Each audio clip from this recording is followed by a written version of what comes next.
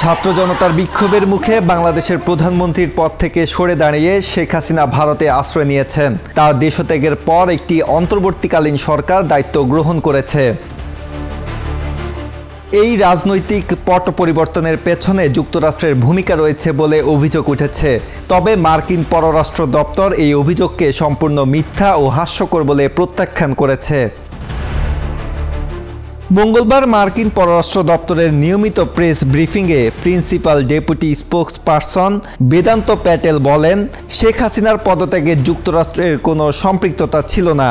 তিনি আরও উল্লেখ করেন, সাম্প্রতিক সপ্তাহগুলোতে প্রচুর বিভ্রান্তিকর খবর প্রকাশিত হয়েছে এবং যুক্তরাষ্ট্র তথ্যের সত্যতা বজায় রাখতে প্রতিশ্রুতিবদ্ধ।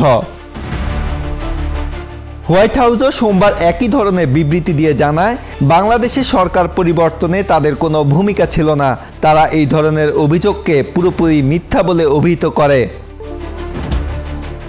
এর আগে ভারতীয় পত্রিকা ইকোনমিক টাইমস এক প্রতিবেদনে দাবি করে, শেখ হাসিনা যুক্তরাষ্ট্রকে অভিযুক্ত করে বলেন, তারা বঙ্গোপসাগরে সেন্ট মার্টিন দ্বীপের নিয়ন্ত্রণ পেতে তাকে ক্ষমতাচ্যুত করেছে। তবে হোয়াইট হাউস এই অভিযোগকে মিথ্যা হিসেবে প্রত্যাখ্যান করেছে। এদিকে শেখ হাসিনার যুক্তরাজ্যে আশ্রয় নেওয়ার সম্ভাবনা নিয়ে আলোচনা চলছে। তবে যুক্তরাজ্য এই ব্যাপারে ইতিবাচক ইঙ্গিত দেয়নি। এছাড়া যুক্তরাষ্ট্রের পররাষ্ট্র দপ্তরের একটি সূত্র জানিয়েছে, সাবেক প্রধানমন্ত্রী শেখ হাসিনার যুক্তরাষ্ট্রের ভিসা বাতিল করা হয়েছে।